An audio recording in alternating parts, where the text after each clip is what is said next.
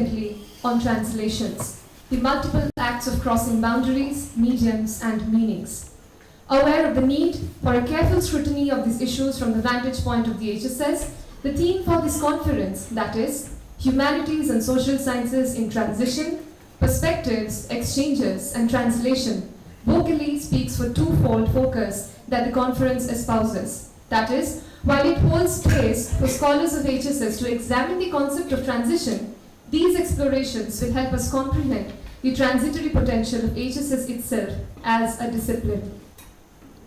And it has been heartening to see the response for the call for papers, which then led to months of active preparation, deliberation, and planning from our end, and graceful cooperation and support from yours, culminating in our collective presence together here at this moment.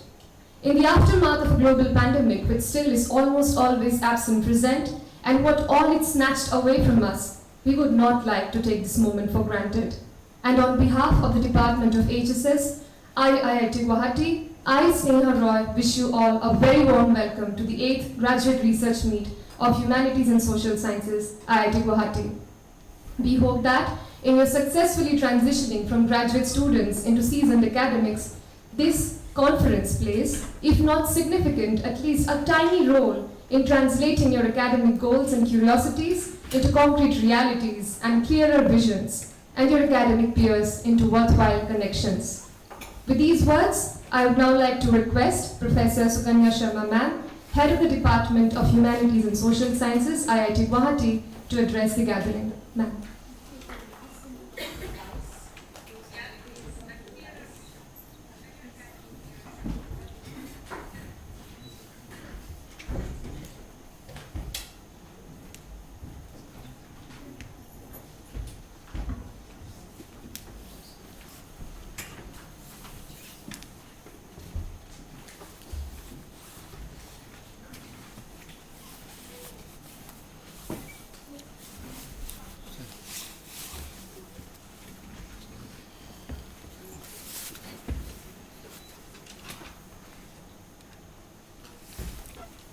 Good morning and a very warm welcome. We have in our midst Professor Tanka Bahadur Subba, a senior academician. We have Director Professor P.K. Iyer, IIT Guwahati, convener of this year's GRM, Namjao Kyugun, faculty members of the department, participants, and my dear students. It's in fact a very joyous moment for all of us in the department, and we wait for this particular event to come because it really refreshes our mind. It is all a goal to support and provide a space for graduate students to practice and talk about research. This is our 8th GRM. All these years, it has been a very successful attempt. The focus is on quality, and this year too, we had around 800 abstracts from where only 90 were selected. So those of you who are here have already marked or made an achievement in a particular level, which I'm sure would benefit you in the long run.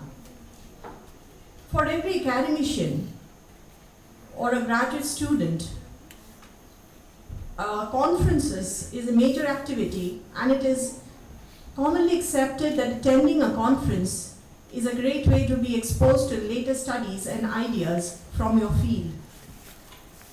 These are invaluable resources too, and that is what we want all of you to experience. I hope your stay in the campus, you are comfortable enough. Many of you must have reached yesterday or maybe a day before too, and some are reaching today. We are the student group from the Department of HSS, research scholars, and the graduate students. So we have two postgraduate programs, MA in Development Studies and MA in Liberal Arts, have been investing and trying to make this gathering happen. And it has been almost more than 6 months since the core preparations started. So I hope this whole attempt of the department, of our dear students, to look at humanities and social science in transition and to understand the perspectives, exchanges and translations will be a very fruitful endeavor. And thank you so much for accepting our invitation and coming in, because participants are the core element of the success of any conference. I'm sure the deliberations would lead each of us, not just the students, even faculty members, even audiences who would attend from different spheres, from different civil society organizations, etc., will benefit immensely to talk about the transitions that's happening in the discipline of humanities and social sciences, though it's a conglomerate, looking at the impact of the digital world, about virtual realities, things like ethnography of the AI which has come in, climate change which seems to be affecting each of our lives in a very unknown, unconscious manner, which is very important for humanities and social science to point out, to bring up these pointers and give tools, provide these tools to the society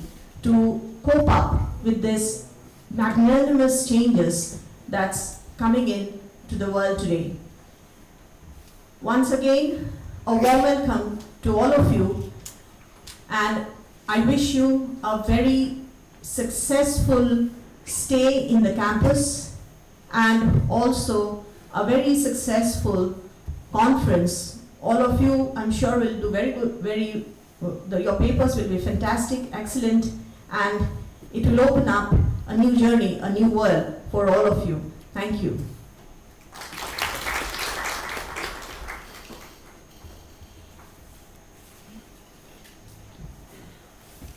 Thank you, ma'am, for your kind words. Now I formally invite Dr. Namja Kipken, Faculty Convener of Graduate Research Meet, to formally welcome the gathering.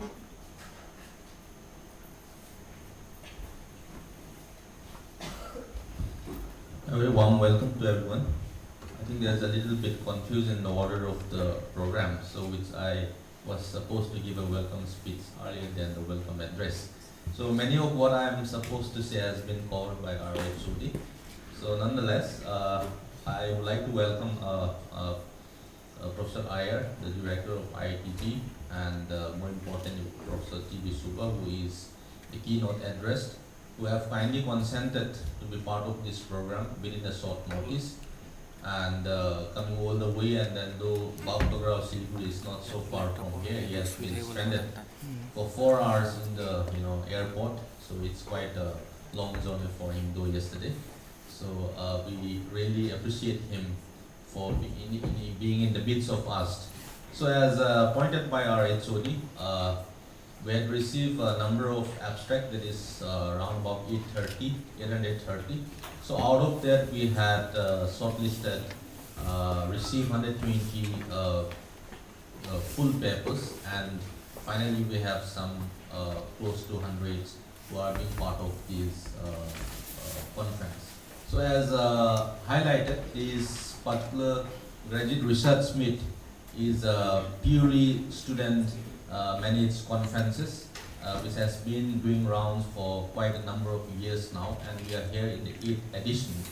And of course, during the pandemic also we have the online versions of this particular conference. So we are also delighted to welcome all the participants, and we look forward, and punctuality is one thing which we normally focus and then give emphasis here in IITG.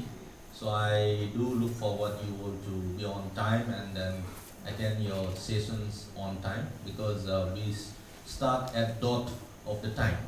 So you please be a little bit, alert and then cautious about it. And as mentioned by our HOD, academic exercise is all about sharing our knowledge, ideas to our peer groups, and we also immensely benefit from the kind of interactions we have with our peer groups, which normally help us in shaping and transforming our research work. So with this exercise and 2 days stay here, I'm sure we will all benefit, and we also look forward to hearing from you all your exciting research works, and we will be happy also to give inputs and comments on the paper whenever it is required. So with this, without much ado, I'll wrap up this welcome address, and once again I welcome you all to this lovely Lush campus, and I wish you all a vibrant stay in these 2 days. Thank you.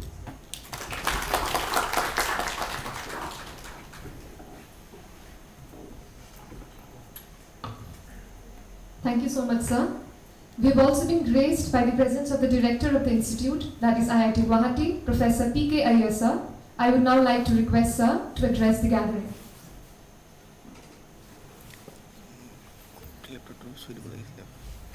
Very good morning to you all.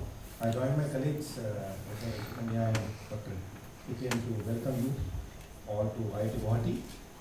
It's a large campus, a lot of things to explore. I hope you will find sufficient time to go around the campus. I am sure that 2 days is not sufficient to explore the full campus, but please still try to go around the campus, look at least around the academic buildings, and the place we are residing around that there are a lot of good lakes. We have viewpoint. Please take time to go around the campus. So again, I welcome Professor Subha. I'm sure that your presence here will benefit the young researchers who have gathered here. As you already heard, it was a tough competition. There were more than 800 applicants, and only close to 10% were selected. So who all have been selected, I congratulate you all. Once again, welcome you all to this nice academic gathering. And whenever we have such conferences and when it's managed by the students, you will see that the interaction that you all have, because it's managed by the students, it's always really very intense, very enlightening, and I'm sure that you all will take benefit of this kind of interaction, and definitely you will try to explore much more than humanities department. So a little bit about IIT Guwahati, we have been growing significantly over the past 3 to 4 years. In fact, even during the pandemic, the growth of the institute has been very significant. We are now more than, the student population has crossed more than 8,000 now. We are close to 8150, and that's quite significant. There are a lot of new programs coming up even in the humanities department, new programs in the master's level, and probably in the next year or the coming year we'll see something related to in the undergraduate level also. So that's still in the discussion stage. So there are a lot of opportunities where you all can contribute the growth of the humanities department. Come and talk to all the faculty members and see how you can interact with them, where you can collaborate. Even this conference, I saw the themes are more than 10 different themes. So that is really very, very broad. And what I mentioned here, the translations that is happening in this specific area, plus what is happening in this campus also, you'll be glad to know that we have not only the 11 departments, academic departments, we have really diversified into different kind of schools. Madam mentioned about the AI, so we have a new school that has come up, the School for Data Science and Artificial Intelligence. This is a school that is completely supported by a philanthropist from US. Similarly, we have a School for Health Science and Technology that has come up in a big way, again supported by the same philanthropist. And you all will be glad to know that some faculty members who are already here, they are part from humanities department, are also part of that school. So the work that is being done by this humanities department and their interaction with other colleagues from other departments and other engineering science, as well as as I mentioned, the health science departments, are really significant. So it's not just limited to only one department. Similarly, we also have 9 different academic centers. Okay, and one of them, I saw one of the topics in this conference is also about disaster management. Okay, so we also have a center for disaster management here, full-fledged center. Plus we also have a center for Indian knowledge system, where again colleagues from humanities are contributing in a significant way. So So there are a lot of opportunities for you all to diversify, see where you can enhance your interaction, enhance your knowledge, and how you can even make better bridges to Assam, to this institute, and definitely the entire region, not just IIT Guwahati, has a lot to offer to you all. Okay, I'm sure that you all will enjoy this conference, this gathering, and as I mentioned, please explore what more you can do beyond this conference. So with these few words, once again, I thank you all to be here, and hope you all are very enlightening 2 days. Thank you very much.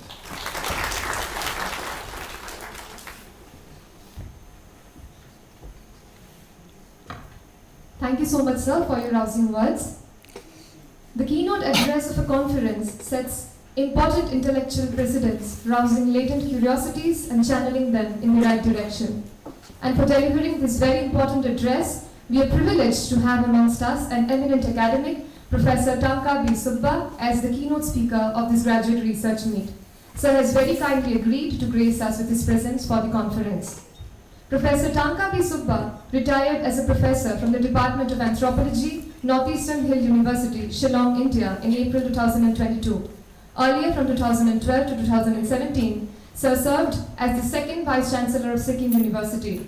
He has received awards like the Homi Bhabha Fellowship, Mumbai, Dr. Panchanan Mitra Lectureship, and R.P. Chanda Centenary Medal for 2015, Asiatic Society, Kolkata. That Guest Professorship at the Free University of Berlin, and Baden-Württemberg Fellowship at the South Asian Institute, Heidelberg University. He was a member of the Academic Councils of Indira Gandhi National Tribal University and Jawaharlal Nehru University, and served as a member of the advisory boards of the National Museum of Mankind, Anthropological Survey of India, and the INTAC. He has authored and edited 18 books and published over 70 articles on various issues related to the Eastern Himalayas. His recent publications include as sectional editor for Northeast India and Bangladesh, Brill's Encyclopedia of the Religions of the Indigenous People of South Asia, and as co-editor, the Routledge Companion to Northeast India, 2022. He is currently visiting professor at the School of Liberal Arts and Sciences, Taylor's University, Kuala Lumpur. The Department of HSS, IIT Guwahati, welcomes you, sir. And as a welcoming ritual, I would now like to request Director, sir, to felicitate Professor Tanka B. Subba with a Hulam Gamusa and a specially curated Pauna mask as a mark of respect and thanks for his gracious presence today. These masks, known as Mukha here in the region, have been an integral part of Hotra Bhauna and Mukha Bhauna, with most records tracing its history to a 400-year-old tradition, its initial feature going back to the 16th century. However, in keeping up with our conscious intentions for the conference, this specially curated mask, instead of being made in the likeness of several theatrical characters, replicates instead everyday human faces and holds testimony to our belief in the extraordinary potential and capabilities of the everyman. This lifelike mask thus crosses the fourth wall of the stage and bears testimony to our utmost respect and gratitude for the very important role that Professor Subba is to play in our conference in all of its everyday realistic theatricality. Director sir, now I'd like to request you to felicitate Professor Subba.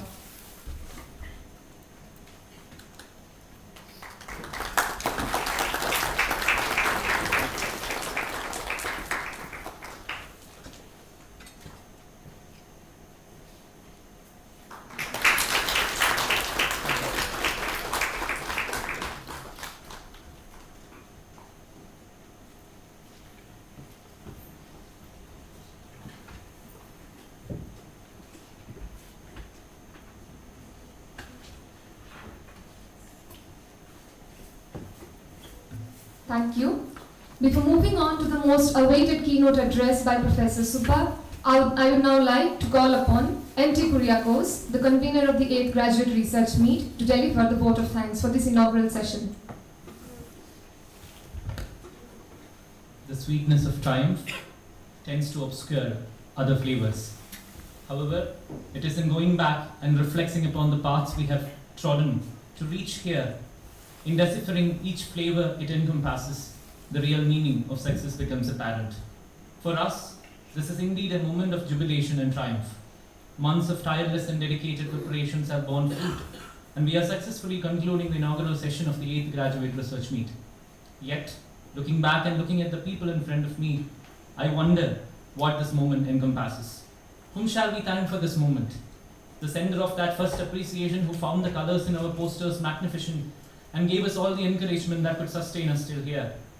Or is it that office assistant who would stop by despite being ill to ensure the preparations are going well? Or does the credit of this day go to that person who would look at the large bundle of abstracts we carried and unhesitantly says, I've went through more and this won't be a problem? Wouldn't it be too less if we just thank that person who would guide us in our worries and consistently gave us hope that we were not alone in our moment of toil? None of these people in HSS I'm talking about was merely rendering their responsibilities. They were genuinely concerned. This moment is the fulfillment of a set of people's concern about the future of their vocation. Maybe because of this influence, GRM is not an annual ritual for us, but an exercise in the principles we wish to exemplify. For us, who frequently end up having invigilation duties, the decision to have sanitary pads and painkillers on the help desk is also a message we wish to convey to the community to which we belong. Only 2 days back, we were unaware of where we could house the participants coming in, yet we were determined to provide accommodation to accompanying children below 5 years if there were any, no matter how much the expenses we might have to incur. This moment was a moment of initiation. This moment is a moment of initiation of that vision we share about this world we inhabit. This moment is of reflection, not merely of the discipline's nature, but also of our role in its future.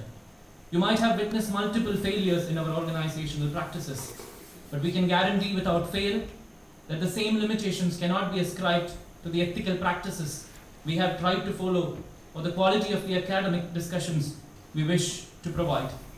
We have not tried to justify our mishaps on the excuses of precedence or universality. We have always owed up and will continue to owe up to our mistakes. We have tried to keep our doors as wide as open. We have bowed in front of no mighty lordship, from sitting and whitening your name in your supposedly blind abstract to skipping their breakfast and lunch, housing the participants who came in. It is the hard, toiled work of many who made this possible. The following 2 days' color, pomp, and glory cannot obviate this toil. And this event cannot be a certificate distribution or a CV building exercise for any of us. With that note, I thank all of you here to make this possible, for making this possible. However, I remind you that this is just a beginning, and we as a collective have a long way to go. Thank you.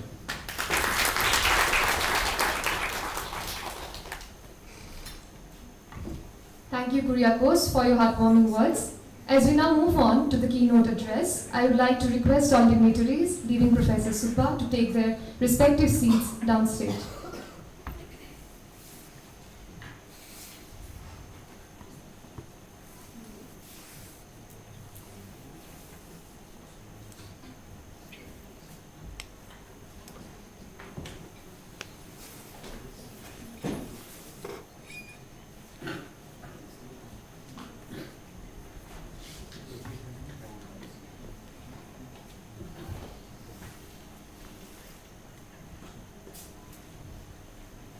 Thank you. With this, we have now reached the special hour we were waiting for, that is dedicated to the keynote address by Professor Subba, titled Within Humanities and Social Sciences in India, Some Thoughts on Particularization versus Universalization. Let's welcome Professor Subba with a big hand. Sir, the stage is all yours.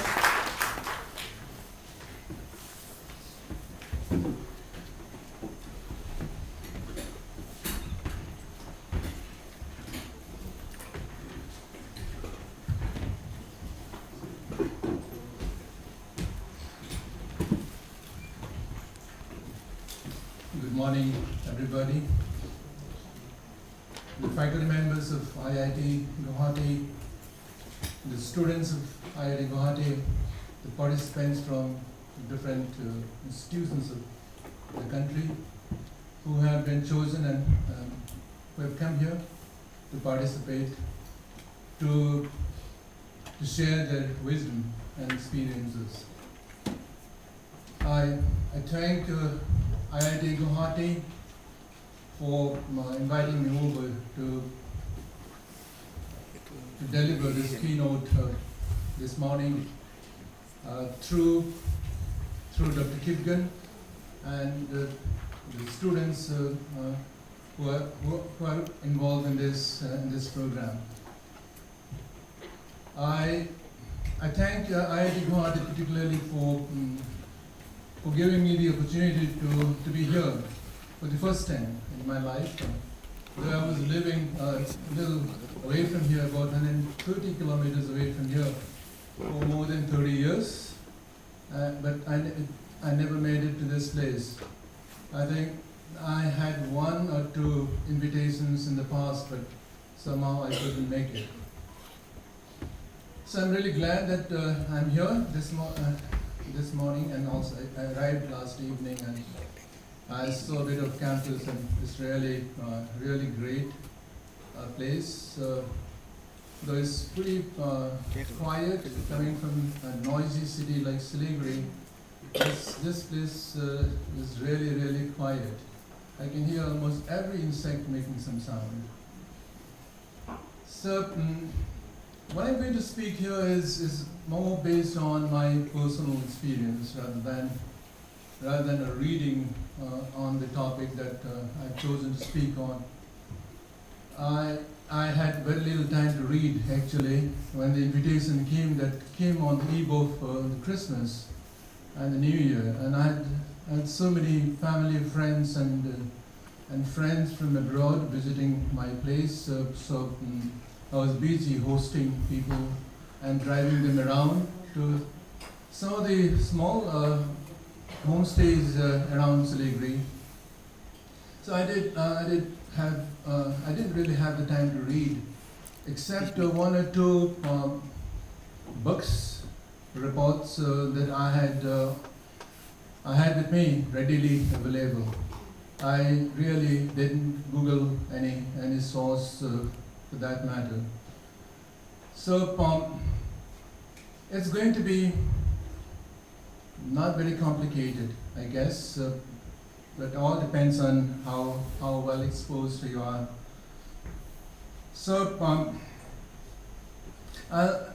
whatever I'm going to speak, I'll also say it sometimes in kind of autobiographical mode, with some anecdotes once in a while. They might work as commercial breaks, or otherwise kind of a boring academic discourse. Since you are in this profession, or you're going to enter into academic profession, you might as well get a hang of what is going to be like at a later stage. So, when I was in school, all the subjects came under three names called arts, humanities, and arts, commerce, and science. They included everything in the schools.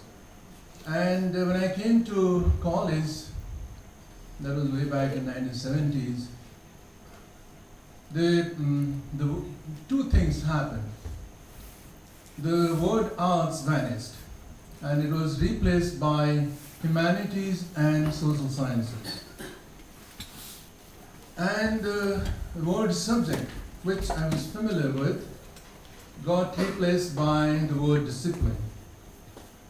And when that happened for the first time, I was a little kind of surprised, because I associated the word discipline with the nettle grass or the sticks that my teachers and parents used for disciplining me. I associated with this word discipline with what you all generally associate with. I never thought that the word discipline could also be extended to mean disciplining of mind, or disciplining of thinking processes, which it is used in the sense in academics. So that was one big discovery.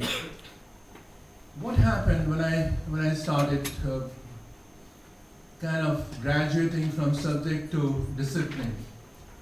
When I was at the level of subject, everything was quiet. There was peace everywhere. There was tranquility everywhere. But when I graduated to the discipline level, there was chaos. Almost kind of hell broke. Because I started getting exposed to multiple ways of looking at a particular subject, multiple ways of looking at the disciplines that I thought were much simpler to understand. With. I had political science major in the college, and I was exposed to so many branches of political science that I never thought of. And also there are so many ways of defining political science. So political science is a science of power, is a science of politics, is a science of control, a science of administration, governance, and all kinds of definitions started pouring in me. Whereas I was looking for one definition, one clear-cut definition of political science that would help me understand what the subject was about. But discipline was like this, and it took me some time to understand that when the same thing is described by a different name, like instead of subject, or just a word discipline is used, then the whole thing changes. Then when I came to the university level for doing my masters, all these multiple disciplines that I was exposed to, I had 4, 1 major and 3 minor disciplines at the undergraduate level, and all vanished, and I was focusing only on one discipline. But this one discipline, called Sociology and Anthropology, was, I began to learn very quickly that this one discipline had evolved out of the interaction and exchanges between so many disciplines. And in other words, the discipline that I was doing, one single discipline that I was doing in my masters, had the genes of several disciplines, 5, 6, if not more disciplines. So when I began to feel that, this was happening, this was being revealed, I learned that I started wondering, what is interdisciplinary in that sense? Isn't every discipline interdisciplinary? If every discipline carries the genes of several disciplines, can we not call, is the word interdisciplinary not a misnomer? Are we not kind of looking for something that doesn't really exist? Is it really possible even to master all the branches of one discipline? I don't think it's possible. If I never taught human genetics that some of my friends taught. I never taught archaeological anthropology that some of my friends taught. I would not be able to teach them. And they are all branches of my own discipline. So if one is truly a master of a particular discipline, all the branches of a particular discipline, then that person is already an interdisciplinary person. And this is one actually I spoke on at Hyderabad University many years ago. The title of my lecture was The Myth of Interdisciplinarity. I still hold on to this. And of course, nowadays we talk a lot about interdisciplinarity, because that's what the funding agencies look for. And they look for the words like interdisciplinarity, they look for the words like ethnography and things of that sort. So we move in that kind of a wave without really caring to really pause and think, what are we doing? Now, at this stage, let me briefly tell you a story about what happened. When I was way back in 1994, I was a reader. Those days, associate professors were called reader. I was a reader, and I was at the meeting of the Board of Studies in Social Sciences. And the chairperson was from the discipline of history. And one member of the recently reorganized this board raised his hand and asked, why is history part of this this School of Social Sciences? Sorry, it's not the Board of Studies in Social Sciences. How come history is history is part of the school? And the chairperson didn't speak, but other members from the history department, they tried to justify that history is also social science. Now they said, no, history is not social science. History is humanities subject. And then there were two history members who also thought that actually history was a humanities subject. But there were others who were kind of very kind of strong believers of history's identity as social science. And they gave examples of how in JNU history is part of the School of Social Sciences. And how history is a social science because modern historical studies emphasizes on interpretation and analysis of data and not really documentation of data and classification or dating of data. So in that sense, history can be justified as social science. But it was a tough debate. And finally, of course, the chair ruled out that this matter may be discussed in a separate kind of a meeting at a later date. But this identity of history was questioned. Now, there is always a problem of using generic identities like social science or humanities for disciplines which have emerged from different backgrounds. They have different aims and scope, they have different history, different evolutions. And when you put them together under umbrella headings like social sciences and humanities, you run into problem. There are certain things that don't fit into that kind of a program, or that kind of a scheme. And also there are disciplines which are very difficult to categorize. Disciplines like anthropology, or linguistics, or geography for that matter, or psychology.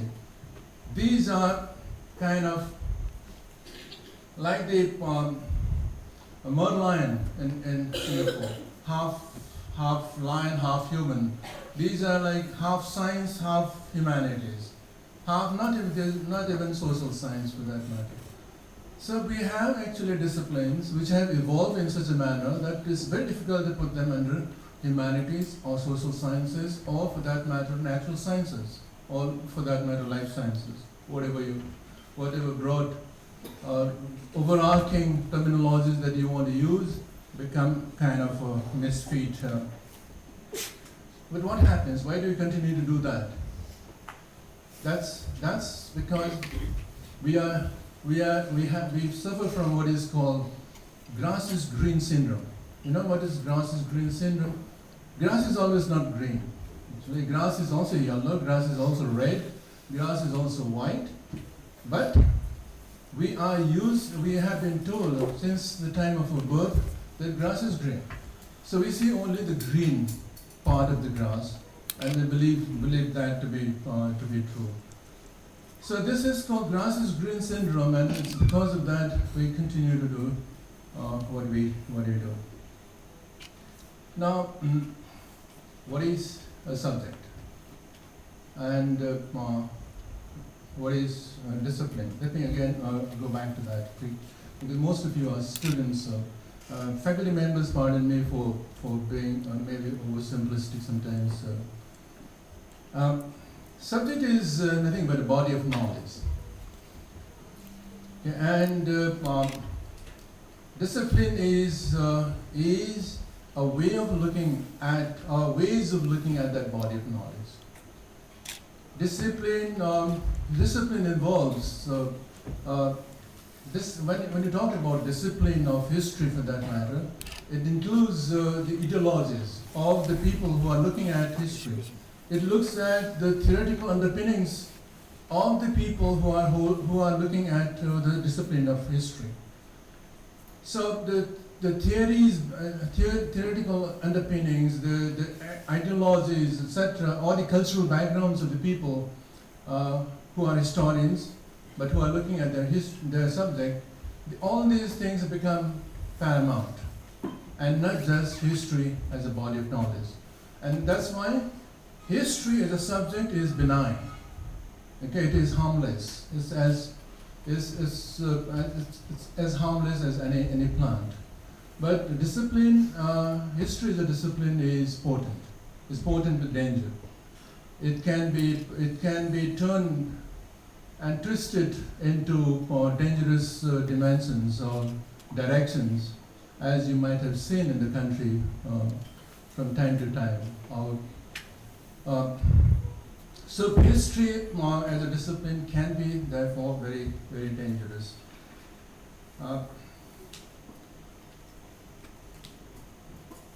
Now, the problem with the word discipline is also because sometimes it is used even for broad genetic expressions like humanities.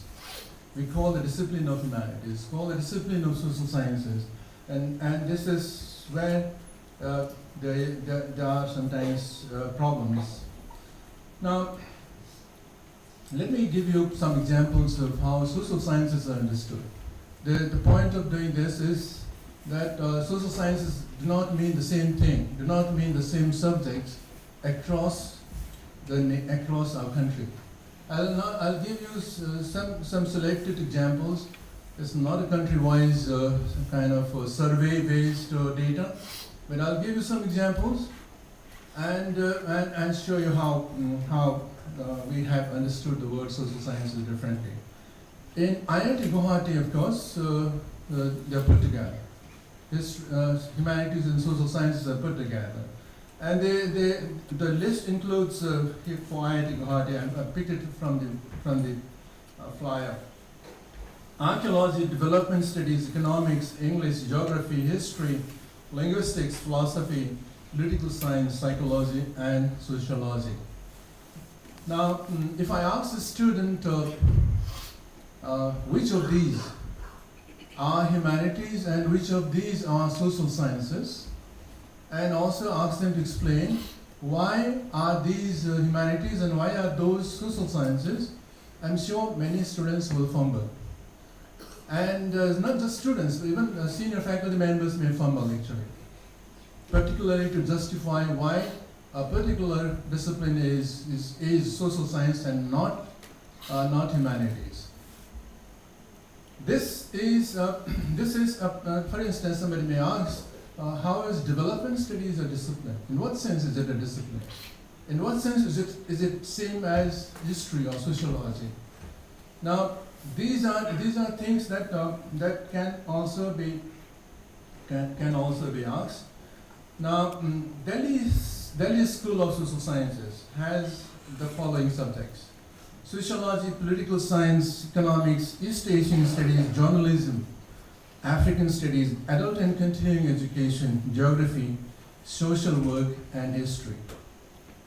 Now, for IIT also, for Delhi School of Social Science also, one may ask, how come African studies is a discipline, or East African studies can be a discipline? Are they not simply area studies programs and not really disciplines? Now, the JNU School of Social Sciences is slightly different. Slightly different in the sense that every center in JNU is a multidisciplinary center. Some are more multidisciplinary, some are less, but they are all multidisciplinary centers. And they use the word center instead of department because the word center is more appropriate for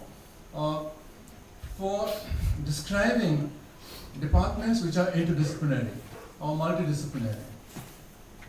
So JNU has this typical characteristic, but they give master's degree only in the following 5 or 6 social science disciplines like economics, history, political science, geography, and sociology.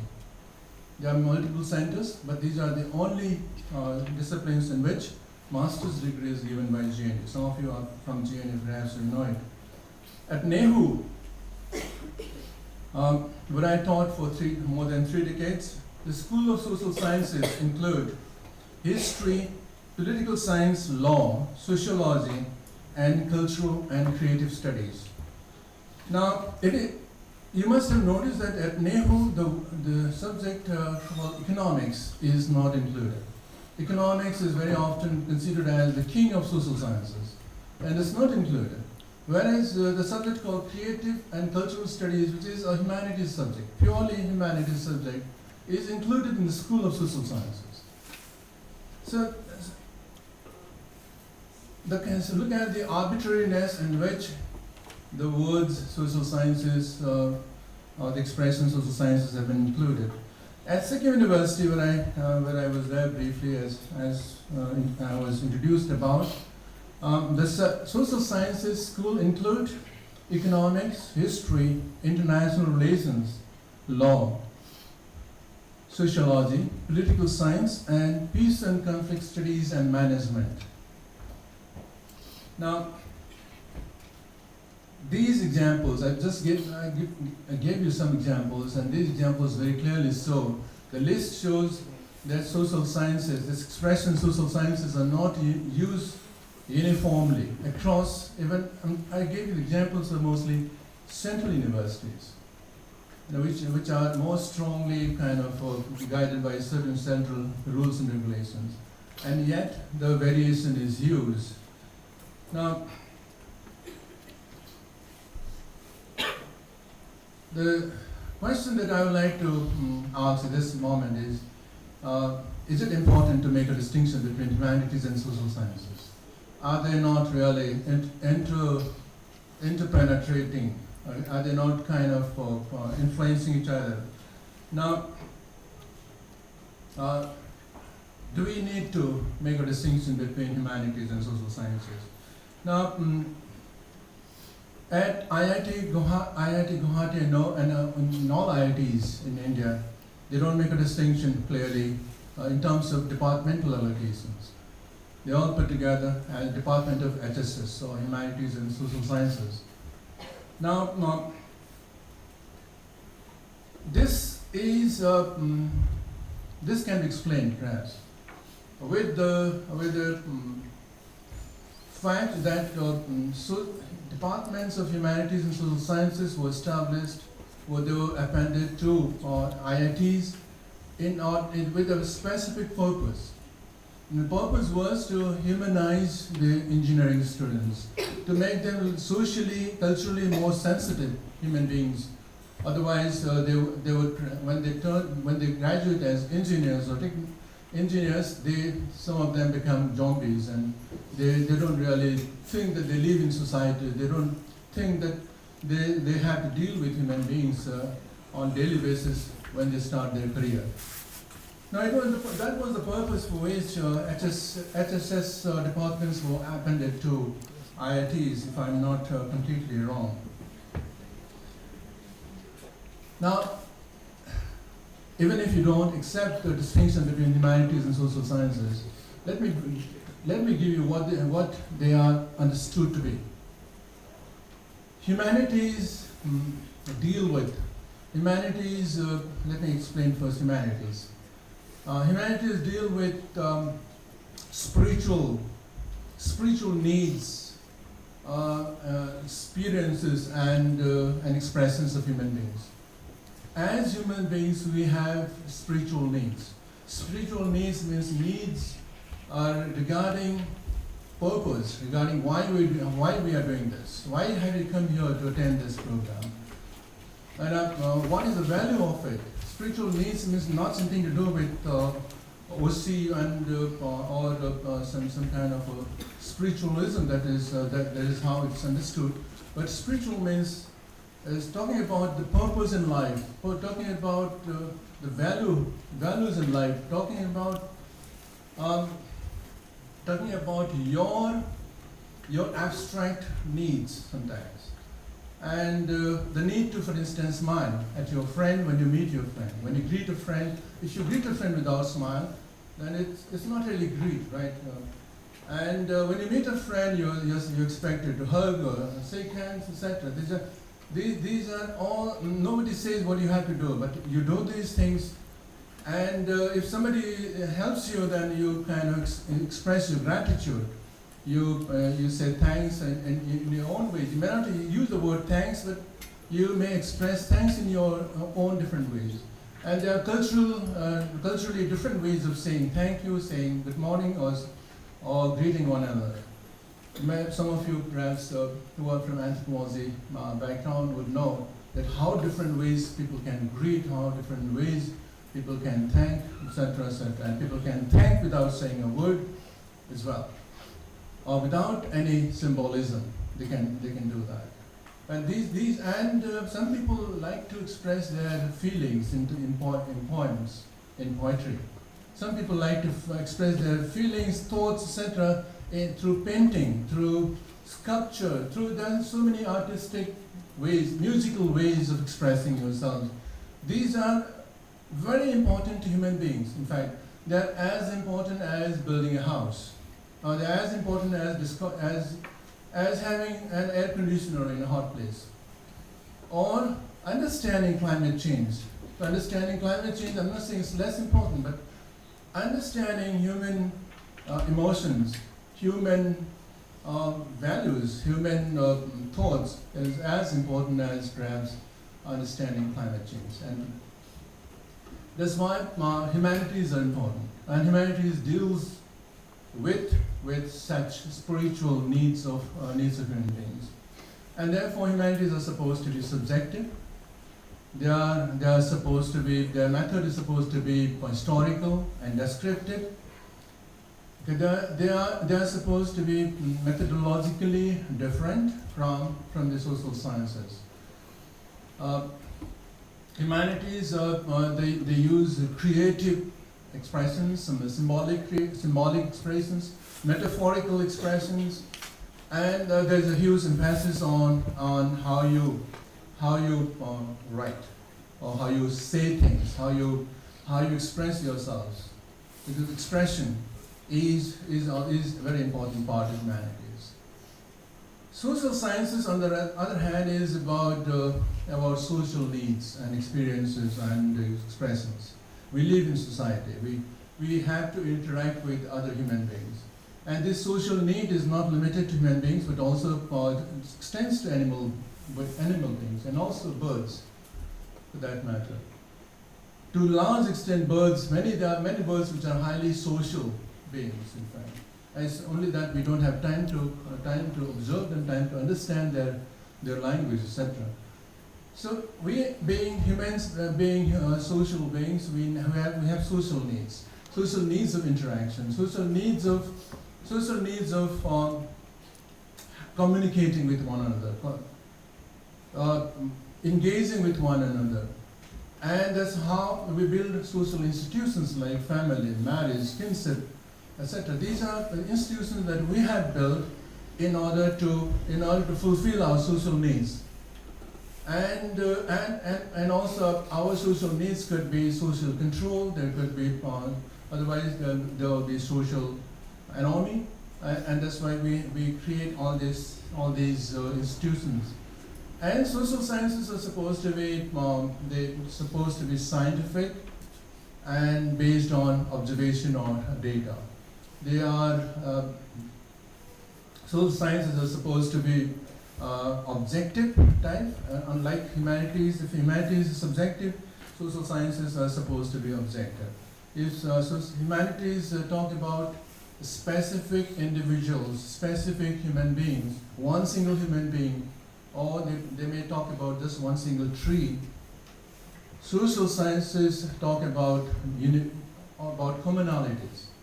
They may pick on one individuals, but finally they come to a commonality. Okay, social sciences for humanities, a rare event is as important as a common event, whereas for social sciences, a patterned event, patterned behavior is more important. Patterned behavior means a regulated behavior, something that happens again and again at particular intervals. something that is repeated, that happens repeatedly. That's what pattern behavior is about. We all have pattern behavior to a large extent. 99% of our behavior is pattern, because we do what we are expected to do. We follow norms, we follow certain values. We do what others do in most cases. It's rarely that we are deviant in terms of our behavior. What we are expected to do, we don't do that. What time we are expected to eat, we don't eat at that time. So that's the deviant behavior is very rare. Most of us are conformists by nature. We follow pattern behavior. And this is what social sciences are interested in. Social sciences are not interested in individual behaviors or exclusive behaviors. Now,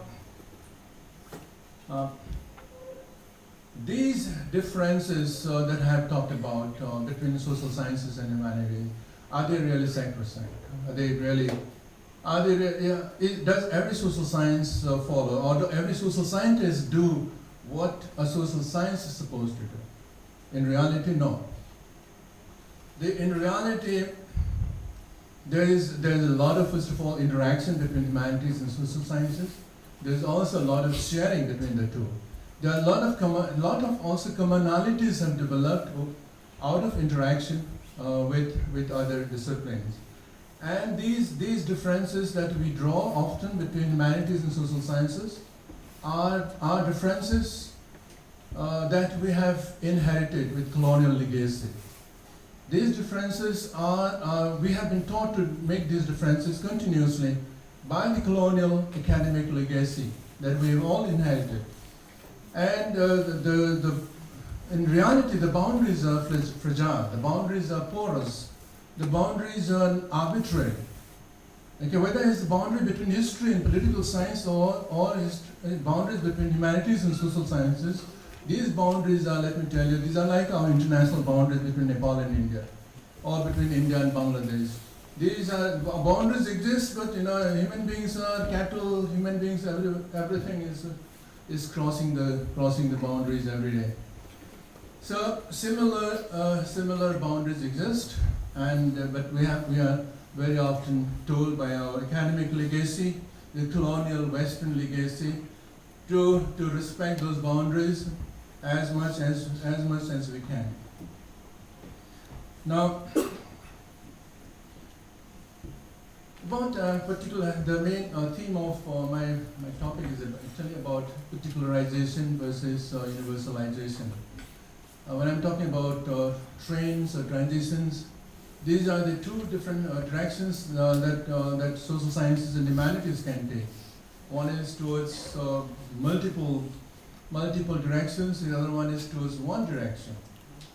And this is what I'm going to speak, and my main thesis in this lecture is that all disciplines, whether they are humanities and social sciences, are moving towards natural sciences, moving towards the so-called science. This is the main argument that I'm making in this lecture. Now, as I said, humanities are subjective disciplines, and subjectivity is expected to give birth to multiplicity. Because if each individual thinks differently, then the multiplicity is expected to grow. Multiplicity of thoughts, multiplicity of ideas, ideologies, beliefs, values, etc. Whereas objectivity is supposed to take you towards a different direction, opposite direction actually, towards uniformity, towards universality. If you are being objective, then you are gradually moving towards the universal, towards the common, towards something common. Now, in doing this, in believing this kind of thesis, one can also think of a triangular kind of a metaphor. You can think of a pyramid, and at the top of the pyramid, you can think of the natural sciences, and in the bottom two angles, you can think of humanities and social sciences. And I'm giving you the example of pyramid because there's some flow of ideas and methods and techniques across all the disciplines. It's not that natural sciences have not taken anything from humanities or have not taken anything from social sciences. There have been give and take. But most of the borrowings have taken place from natural sciences to humanities and social sciences. I know one of my friends in literature, he's a professor of English at Russell University. He worked on the physics concept of atrophy in English literature. Now, he also later on worked on Latour, Bruno Latour, who kind of he liked Bruno Latour a lot because Bruno Latour considers science as nothing but subjectivity. Science is also a construct. You can compare science with ritual, for that matter. And in fact, in sciences, there is a ritual. Ritual everyone follows, and they become many of them become scientists by following that ritual. I myself lived in a research scholars hostel for 4 years, and I observed what my science friends did. My friends from chemistry, my friends from physics, what they did. That one student did masters using antigen A with clay and got the thesis. Another comes and repeats the whole thing, whole ritual paraphernalia by using antigen B. Okay. And third one comes with antigen C and repeats the same ritual again and again, and they get their thesis approved. Now, I've seen the rituals being performed, rituals being followed in my PhD research scholars hostel way back in 1980s. Maybe most of you perhaps were not born then. But this is why Bruno Latour is very, very popular among many humanities people. So now, Latour has also sparked many inspirations. Inspirations of new kind of fields of studies like humanities of science, or scientific humanities, or humanistic science, and as Professor Sharma said this morning, humanities of artificial intelligence. So something like that. Now, as you perhaps know, science fiction is already a genre in literature. So the kind of cross-fertilization between sciences and humanities is happening, and the boundaries are breaking down sometimes. Not always, but sometimes. Now, when you talk about these boundaries breaking down, or on the other hand, the various disciplines moving towards sciences, you have to also remember that almost every discipline in the world today, they are engaging with the consequences of the Anthropocenic era today. This is an era, this is a geological era called Anthropocene, where human agency has become the most important agency. And humans are kind of determining most of the agenda in the world today. And almost all disciplines are engaging with Anthropocenic issues and Anthropocenic challenges on almost daily basis.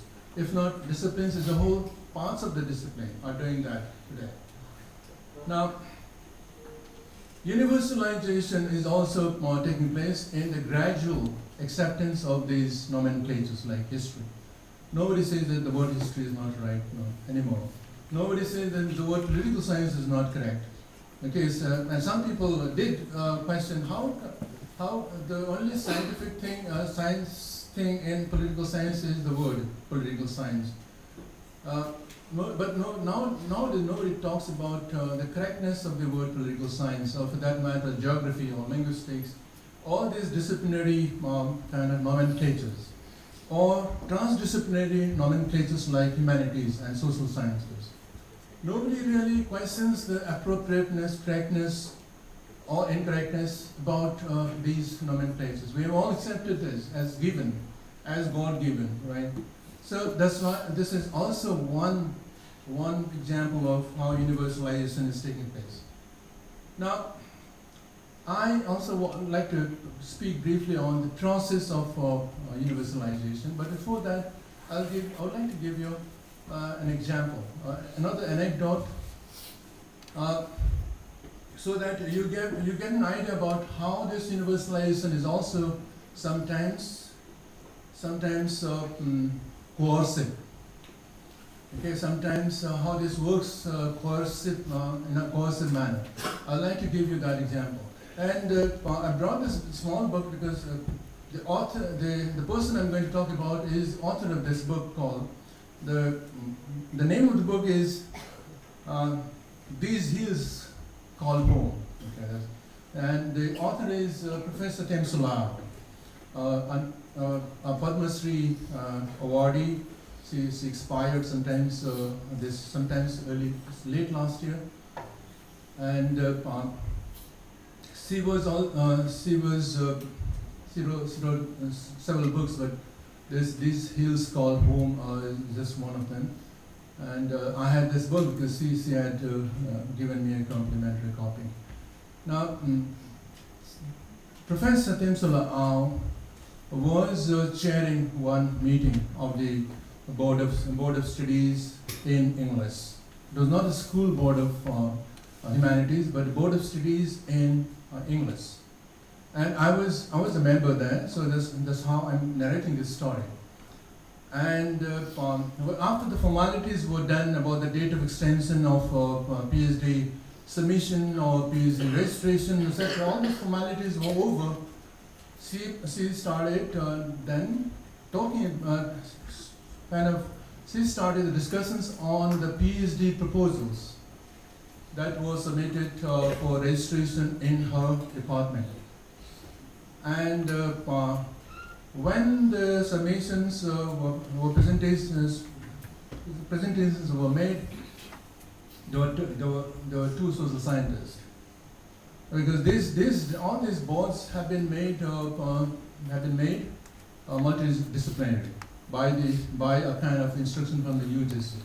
And the English department, the Board of Studies, has now social sciences, they have humanities, and they have also a couple of members from life sciences and natural sciences as well. So when the PhD proposals were presented for consideration of the board members, two of them they said, okay, these proposals are very nicely written and very good English, but where is the section on methodology? Okay. There's all these synopses or proposals are without a section, a subheading, a section on methodology. And how will these research be done? That exploration is needed.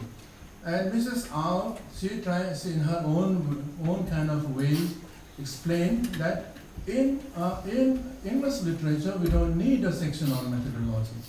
We do research on what we like, what we think is important, what we think is interesting, but we never explain or write about the methodology of doing research in English literature. She did not cut any eyes. The social scientists were not convinced that there cannot be any research methodology section, or there is no need for research methodology section in English literature. A couple of other English professors also join in to her support, but the social scientists kept repeating that, tell us how you're going to do this research. Okay, you don't want to have a section, tell us how you're going to do this research. They said, no, the research will unfold as we read, as we ponder, as we reflect, as we introspect, the research will evolve. And we cannot say beforehand that we'll use these tools and those methods, etc.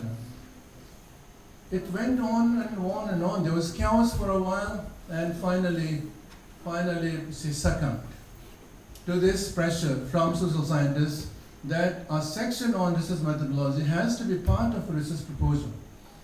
And of course, some English members were not happy that she succumbed to this pressure. But finally, peace prevailed when she said, okay, these proposals shall be resubmitted with a section on research methodology. When that announcement was made, then there was, only after that there was peace.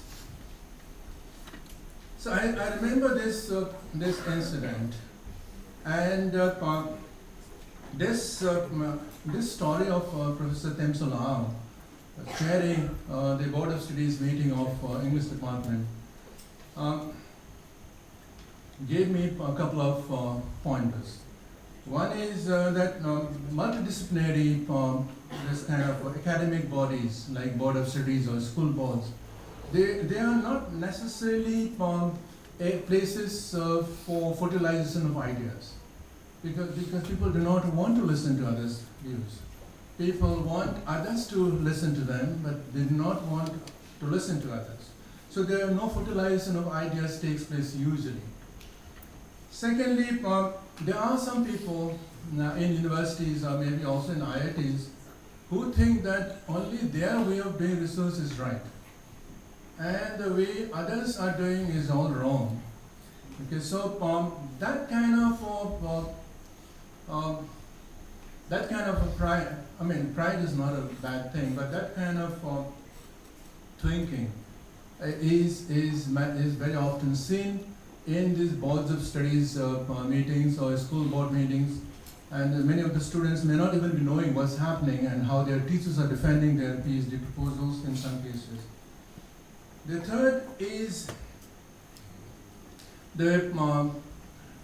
I've seen how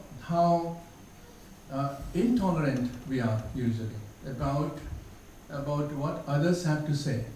We are intolerant to listen to others. I mean, of course, in a lecture like this, you have no option but to listen to me quietly. But very often in meetings where everyone is equal, some people who speak, who give a discordant view, is booed down usually. Okay, I said, okay, you've said it. Okay, let me say now, kind of. So they want others to hear, but they don't want to hear others.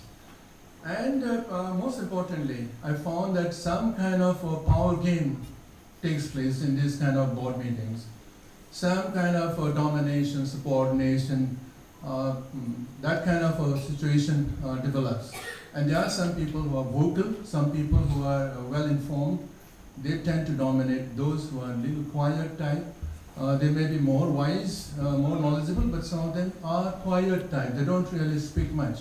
They don't really defend themselves very strongly. So these things happen, and then that's how the coercion of some of the members happens. Now, when this happens and gradually things move towards a particular direction, what happens? What are the consequences, particularly to subjects like humanities? Humanities lose their character. Humanities are characterized by words like this. They uphold humanity. They uphold creativity. They uphold empathy, and also they are also concerned about aesthetics. And all these things go down the drain. Aesthetics, empathy, creativity, or humanity, they all go down the drains when they are forced to take the path of social sciences or the natural sciences. Now, there are also other ways how universalization is taking place, and I've identified 2 or 3, and I'll talk about these briefly. One is, as I've said, this is done through reorganizing these boards of studies or school boards. They are made multidisciplinary with the aim of inculcating scientific tempo and spirit. Universities, IITs are supposed to uphold scientific spirit and tempo, or scientific tempo and spirit. And in order to achieve that, they have made these bodies multidisciplinary, these boards multidisciplinary. And when this happens, and I've given you the example of Professor Temsula Ao, what happens is already clear to you. I have also seen as part of this is, for instance, in English literature departments, or for that matter, any literature departments, linguistics is a component, mandatory component of it. There may be one or two papers of linguistics compulsorily made part of literature departments in master's level, not at the undergraduate level. So linguistics is described variously in different places, or brought under different schools. They are sometimes brought under the School of Social Sciences, sometimes under the School of Humanities.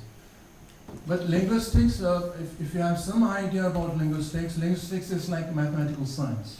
It's very, very exact, and it can be written in linguistic notations. Because linguistics is not really kind of for humanities or social sciences.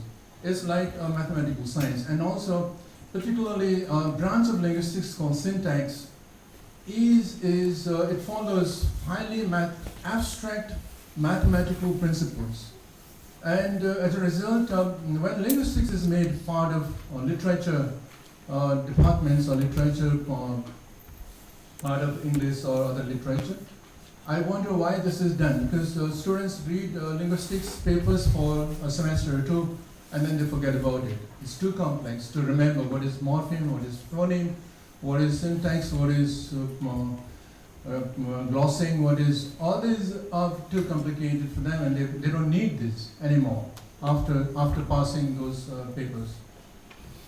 Now, this is one way of perhaps kind of pulling literature departments into the science by making linguistics a compulsory part of it. The other way by which humanities and social sciences are being drawn towards natural sciences is by making book writing secondary to journal articles writing today. In our times, it was enough to write books, right? Good enough to write articles, with or without ISSN number. Okay, and it doesn't mean that the quality of articles we published in those days, or my teachers published those days, were of inferior quality, and only now the quality has gone up. I don't really accept that. But today, first, before we came to this UGC CARE listed journals, etc., we were at the stage of compulsory requirement for ISBN for books and ISSN for journals. And without, if your article has been published in a journal without ISSN number, International Serials number, or ISBN number, then that would not be considered for your career advancement. Okay, so everybody started looking for journals with ISSN number. And I was at those days, I remember this happened when I was actually editing the journal called the Nehu Journal. I edited the journal for 10 years, single-handedly, that's why I know. And when the contributors started saying, so we cannot send you the articles unless the journal has an ISSN number. So I applied for ISSN number. I got it within 20 days or so. And then the articles started pouring in. And I was editing, and then of course I had to leave for Sikkim University, so I handed over the editorship of that with VC's consent to a friend of mine called Srikant, Professor Srikant from Political Science Department. But I know this happened when I was actually doing the editing work. And now, of course, if the journal is not CARE listed, then nobody wants to publish, and nobody wants to send their articles for consideration of publication, because getting it published in the CARE listed journals only will be counted for the purpose of your career advancement. If you are published even in the best of journals, but if they are not CARE listed, then it doesn't get counted. For instance, there's one journal called European Bulletin of Human Resources, extremely good research, and scholars from 3 different countries do the vetting part. And yet it is not care listed, it is not in the Web of Science, it is not in the Scopus list. And therefore, publishing it in that kind of journal, which is one of the best kind of journals, I would say, in social sciences, and yet it's not counted for your career. So this is how it is happening now. We are all moving towards one direction of sciences, where writing for journal articles is part of their game. It's part of their thing, and it's not only and they do succeed much better because they have one universal format called IMRAD. I hope some of you who are from science backgrounds will know. IMRAD stands for I for introduction, M for materials and methods, R for R for results, A for and D for discussion. Okay, so IMRAD is the format, in universal format used by science students all over the world, actually, not just in India, but all over the world. And this is what they do. And social sciences and humanities do not follow IMRAD model. But I've seen slowly, some of the social scientists have started following the IMRAD model, because of the journals in which they want to publish. Because journals have a format, and you have to conform to those journal formats. And journal formats are forcing you towards, they are taking you towards IMRAD format, that universal format used by sciences. So this is the second trick that people are using in order to take us to natural sciences. The third trick they are using is by appropriating the definition of data. What is data? Now, in order to explain this, let me again go back to one little story. I hope you don't mind. After I returned from Sikkim University, I was not a member of any evaluation boards. So PhD pre-submission seminar is a must in university called NEHU. It's normally presented 3 months or 4 months before the submission date. And that's the time when a lot of corrections take place. So students always come at the last moment. And when they present in the pre-submission seminars, we find a lot of lacunae and problems with their thesis. And there was one such presentation going on in the department where I was teaching. I was not a member of the evaluation committee, but this girl, a Naga girl, who made this presentation on her own tribe, because self-culture studies are common nowadays. Even in the West, it is quite common. When the presentation was over, and I think her English was pretty good, and presentation was over, there was one evaluation committee member from economics. I'll not name him, but he said, okay, then first opportunity is given to the external members to comment on the pre-submission seminar. So he said, well, whatever you presented is all nice and good, but where is the data? Okay. Then she said, she tried to defend, and he shook his head so violently that she was almost in tears. I thought she would break into tears in no time. So I was not a member of any committee, but I took advantage of my seniority and intervened. Primarily, not to teach that economics professor a lesson, but to save this girl from embarrassment of crying in front of everybody. So I told him that this is like listening to the story of the Ramayana. The whole night we have listened to the story of Ramayana, and in the morning when the story was over, one of them asked whose wife was Sita. Okay. It's like asking this person whose wife was Sita at the end of listening to the whole story of Ramayana for the whole night. So I said, she has presented her data. And I said, these are not data according to this economics professor, but these are data to cultural anthropologists. Because she has used oral narratives, she has used some of the old village documents, she has also used some of the oral religious traditions to talk about this tribe. And for cultural anthropologists, this was perfectly fine. There was a lot of data. Okay. But for this economics professor, there was no data. And this is what happens in multidisciplinary meetings, board meetings, because we all think that only our way of doing research is the right way. Luckily, they don't say my way or highway, but it comes to that almost.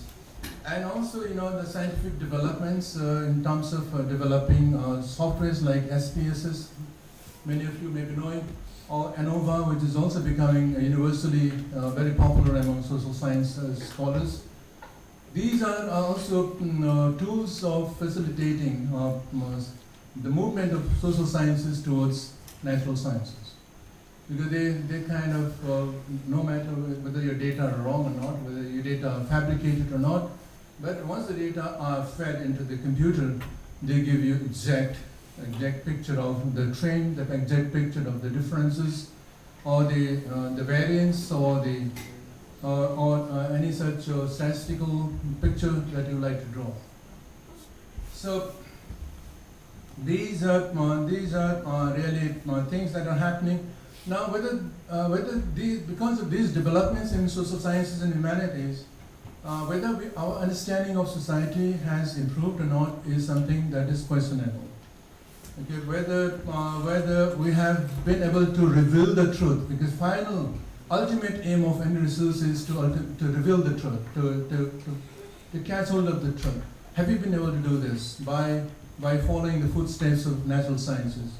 I doubt whether we have been able to do it. But most importantly, is this trend good or bad for humanities and social sciences? Is what is happening good or bad? On all this, I'm not going to make any value judgments saying this is good or this is bad. I'm not good in prophesizing things. My job as a teacher is to bring before you the various possibilities, the various things that are unraveling before me, and to kind of familiarize you with what is happening in the field of humanities and social sciences, not to make any value judgments on those, and that's not really what a teacher is supposed to do. Now, let me also talk about what is also happening. One of the latest trends in humanities and social sciences. Professor already talked about ethnography of artificial intelligence. Now, one of the things that I can see happening in humanities and social sciences is the kind of almost paradigmatic change from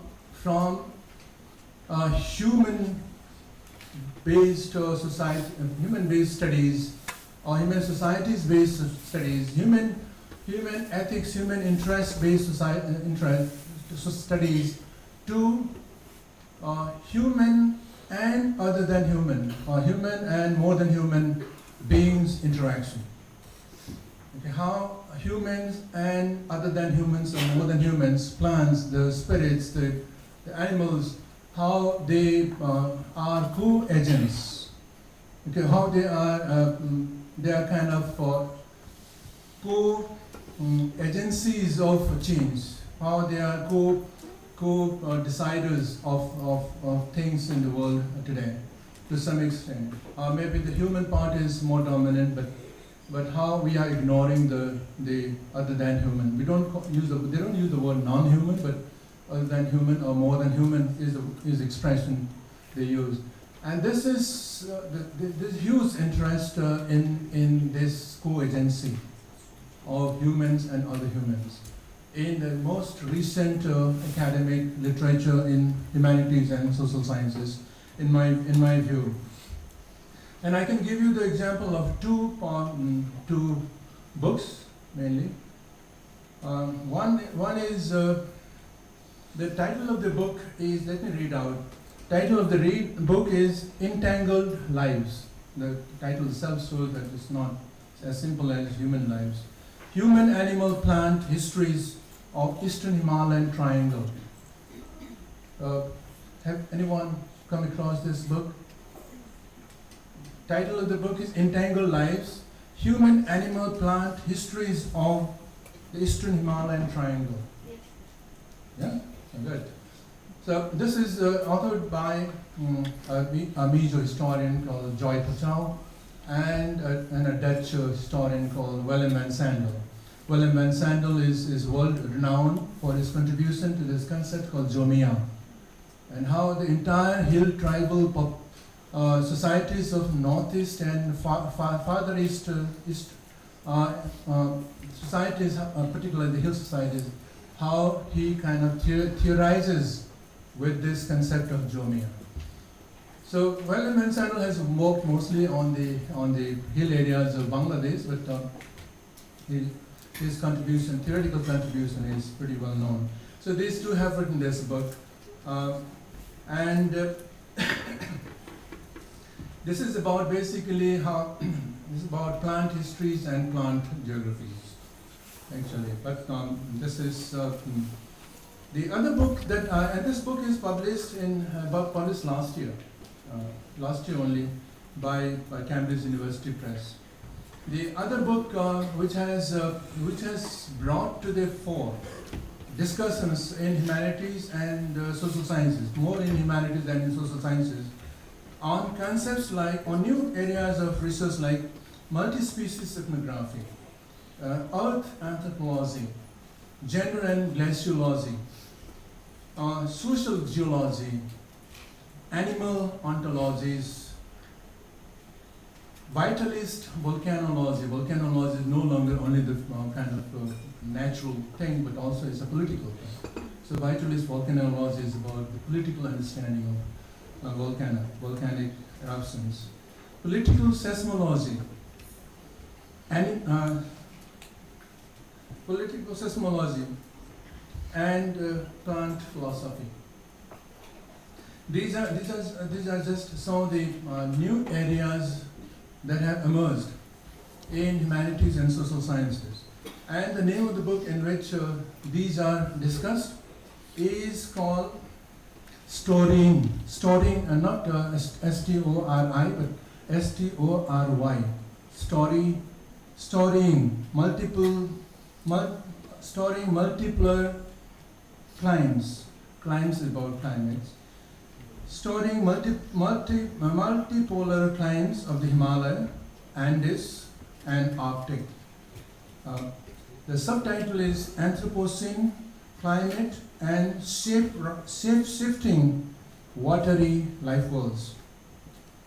Who are the editors? Well, this is coming in the Google already, so this book is not yet published, but the Google already has started advertising it.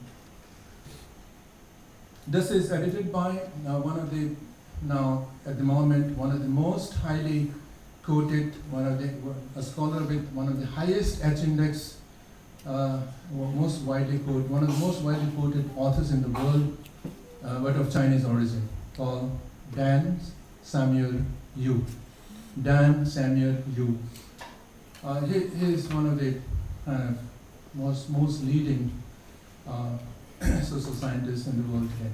He did this with another Dutch scholar called Jolle J.P. Wouters. Jolle J.P. Wouters.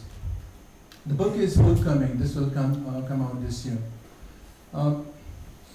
With some sense of seamlessness, I may also add one more book, which is just published in November last year.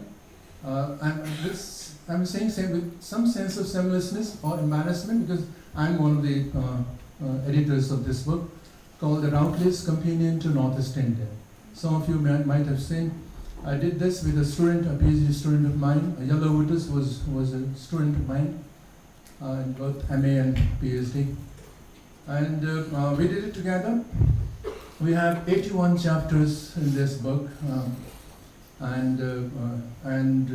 traversing the topics from animism to infrastructure, to territoriality, to terrorism.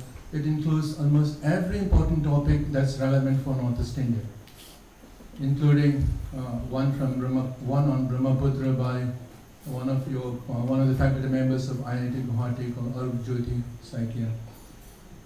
So we have in these 81 authors, we have about 50 of them who are very young, who have just graduated from different universities in the world, and they belong to about 50 different nationalities. And getting them around to do this book was a big challenge, but the book is done and it's doing very good reviews. If the social media and some of the media are to be believed. So I like to, before I end, I would just like to refer to you one other book. This is called a small book of 106 pages called Open the Social Sciences. Report of the Gulbenkian Commission on the restructuring of the social sciences. This small book I'm referring to you because I think all of you who would be future social scientists must read this book, because this book is the book on the transition that is happening in social sciences. And this book takes care of the transition from about 1840s to the present. Okay, so I think this is one of the most important books that could be made compulsory reading for participants in this conference actually. So this I'll say briefly about this book. The chairperson of this commission who published this book is Immanuel Wallerstein. I hope many of you would have heard the American economic historian, anthropologist, sociologist, whatever you call him.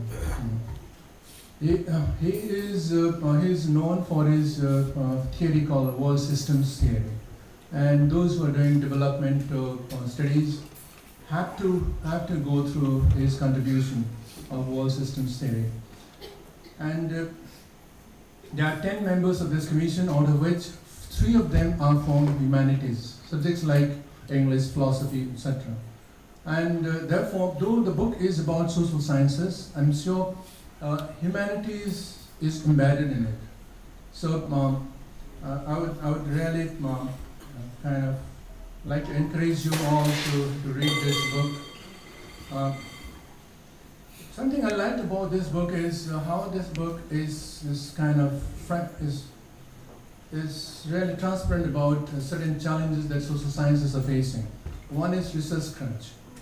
Humanities and social sciences are the most poorly funded departments anywhere in the world, mind you. It might not be so in IIT Guwahati, but in most parts of the world, humanities and social sciences are the most poorly funded. In NEHU itself, again to give the example, the anthropology department, they used to get 25,000 as annual maintenance grant when it was under the School of Social Sciences till 1993. Then we moved to the School of Humanities and Environmental Sciences in 1993, and our maintenance grant went up suddenly from 25,000 to 1.2 lakhs. Okay, you can look at this change happening in terms of funding when we came out of the School of Social Sciences and joined the School of Human and Environmental Sciences. And this is true of the reforms that happened in most European universities. Not about this book doesn't say about this, but in the beginning of this century, almost all European universities funded by state governments were changed. But they were reorganized in order to make them financially sustainable. The administrative region given was to make them financially sustainable. And departments which were earlier linked with certain other departments were re-linked with some other departments. And a lot of kind of confusion happened, but in the entire process, which took place about 3 years, there was no consultation with any student or any teacher. Okay. There was no consultative process before implementing what is later called the Dutch model of university reforms. Okay. This model was implemented in almost all European top universities in the beginning of this century, without any consultation, again, let me say.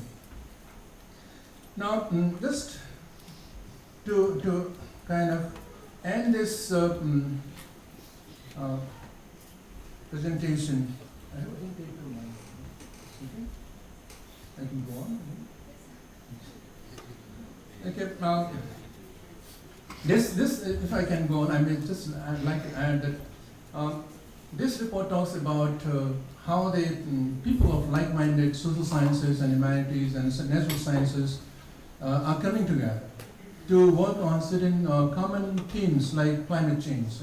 I think Professor Sharma also mentioned about climate change, about health, about population studies, etc. Migration issues, particularly the human trafficking issues, etc., etc.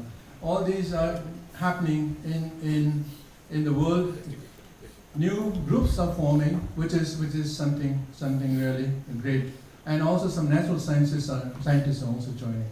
The other change which is happening is that faculty members in some of the best universities are being appointed not to one department but to more than one department. One department where the faculty member has major specialization, and the other department where the faculty member has an academic interest and has done some work, some knowledge, but doesn't have a major kind of a specialization. So a faculty member is simultaneously appointed in two departments or in two universities sometimes. Even that has also been happening.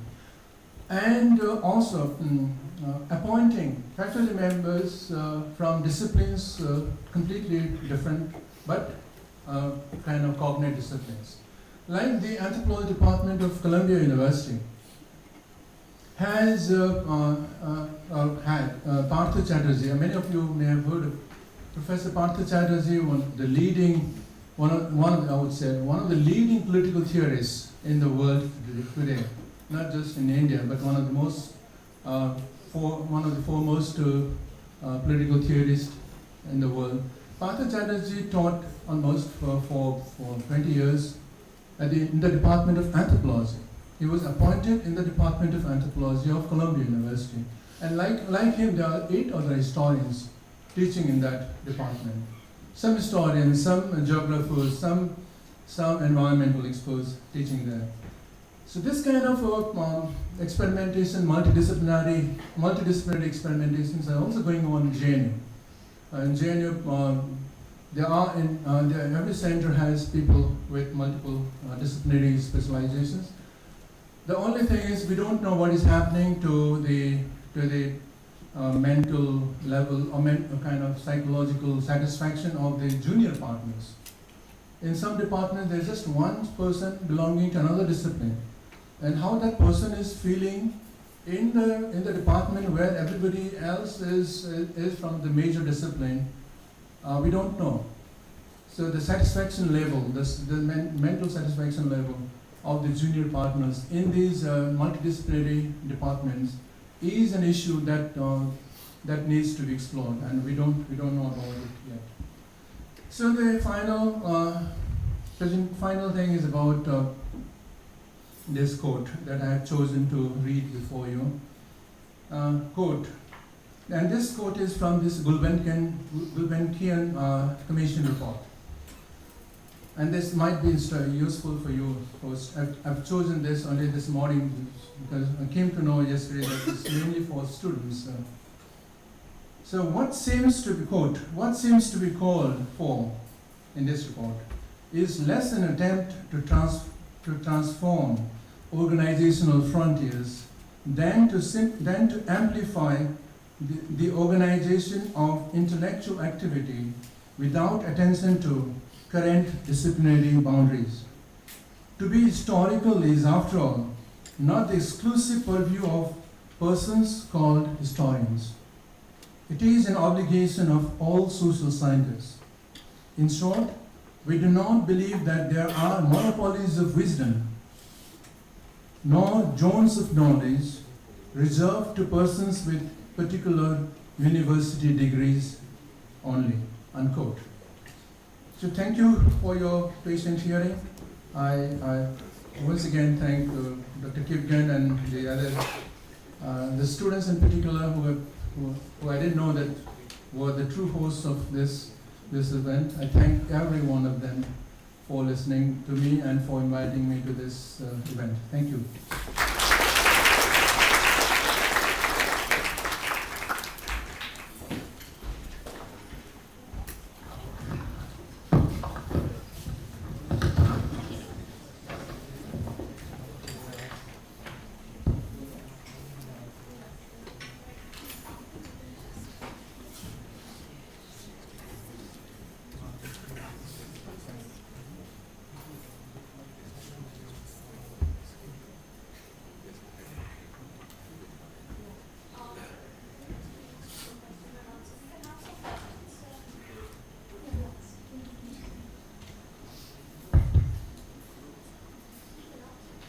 Thank you so much, sir, for that extremely stimulating address.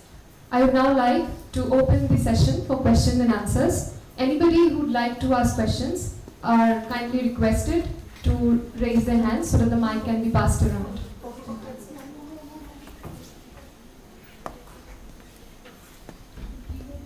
Usually the keynote address protocol is you do not question, but he was very informative, and he's from like a system which I think many of us are logged into.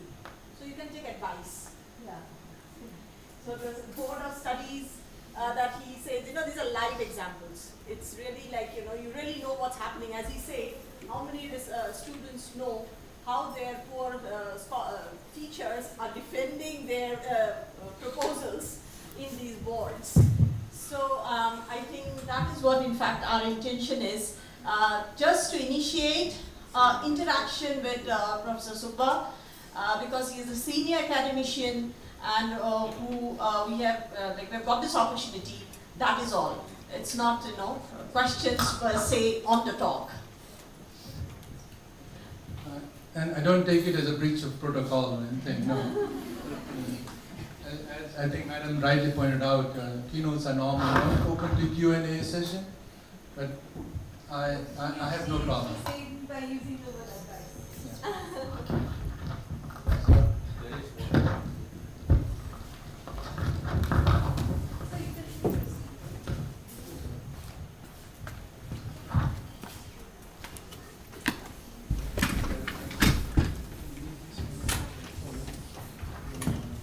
Yeah, thank you, sir, for your very insightful lecture. And my name is Dagish, and I wanted to ask about, what do you think that the formulations of disciplines and reformulations of them, do you also think that they are, connected with immediate political economy of times? Because I did my master's in development studies, and we were taught that how in the discipline of economics, the teleology was very much implicit, that there are certain countries which are at a certain juncture of history, and if they would follow us, then they would eventually be moved on to higher stages of development. So as a critique of that, development studies emerged. But today as well, that we are thinking that those specific areas of knowledge which has immediate market, they would find their funding in academia. and those aspects which might not be having their markets, they might be relegated into certain unnoticed corners. So, and that is very much true for natural sciences as well as social sciences. So I just wanted to know your opinions on that. Thank you, sir. The context is extremely important in the evolution of a discipline or a field of study. You know, the context actually not only inspires people with certain kind of academic background to start working in a new field, like development studies, which of course is no more a new field. But it's the context sometimes, or the exploitation of your country by another country, or seeing a small country being kind of exploited by another country, or things of that sort may have inspired some people to start a kind of new field of study.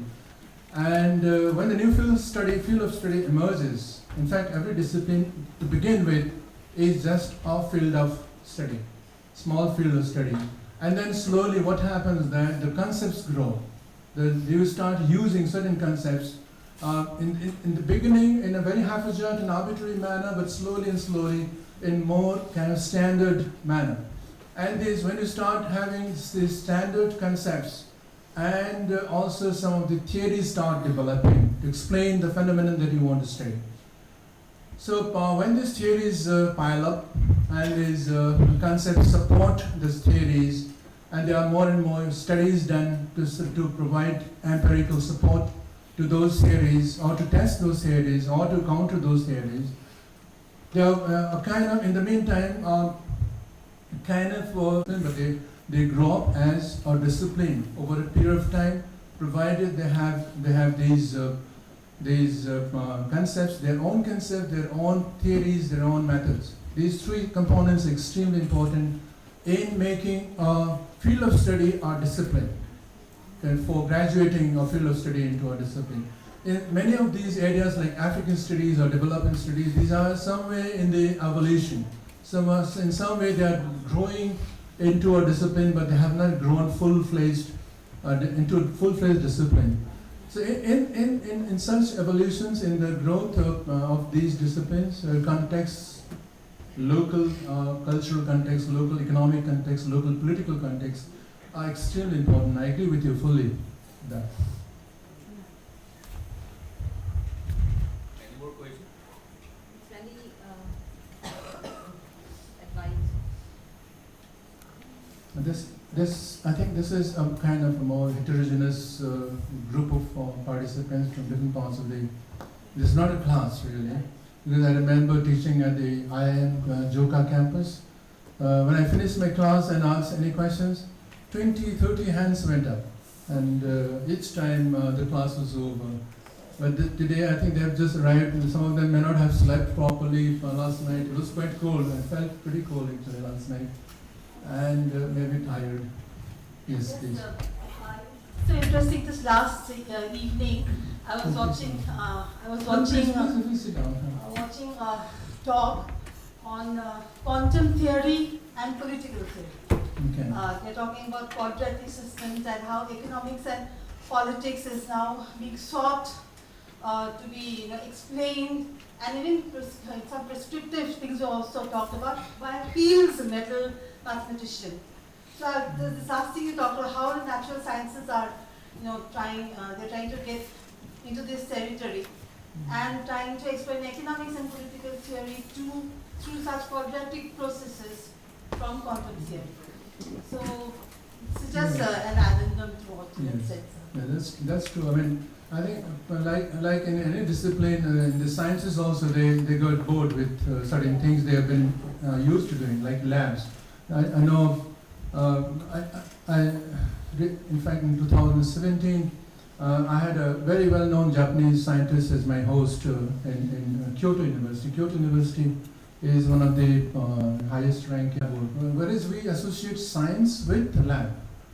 We think that science cannot exist without lab, but this scientist, who's helped other scientists to submit good proposals, research proposals, didn't like lab at all.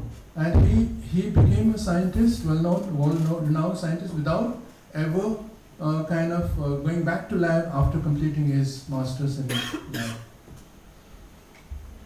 So they venture into new areas, I think, and these new areas emerge out of personal, mind you, out of personal interaction with scholars from different disciplines, and rarely out of reading.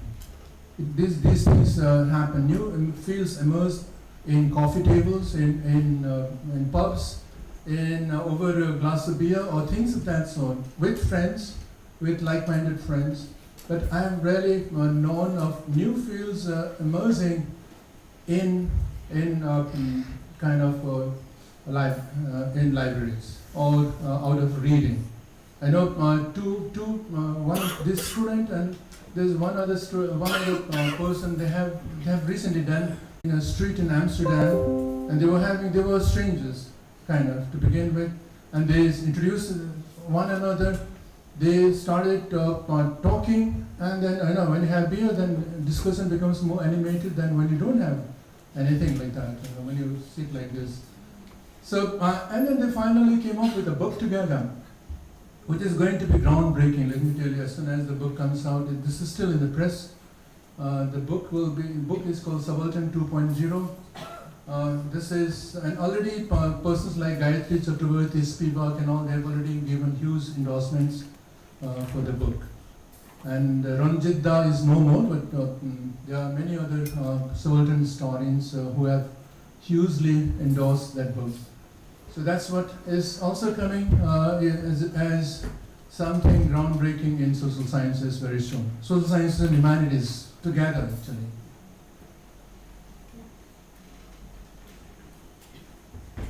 Thank you very much.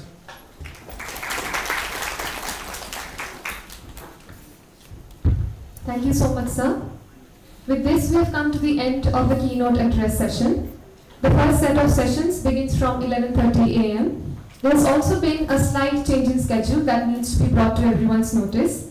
Session 2B, titled Politics of Space and Cityscapes, scheduled at 2 p.m. to be chaired by Professor Kalyan Das, will now take place at 3:45 p.m. due to unforeseen circumstances. In place of Professor Kalyan Das sir's session, we will now have session 3C, titled Social Transition and Political Translation in the Eastern Himalayan Foothills, to be chaired by Dr. Kipken at 2 p.m. Chairs, presenters, and those interested are requested to refer to their schedules and head for the respective halls accordingly. And now I would like to request everybody to please break for tea. Thank you.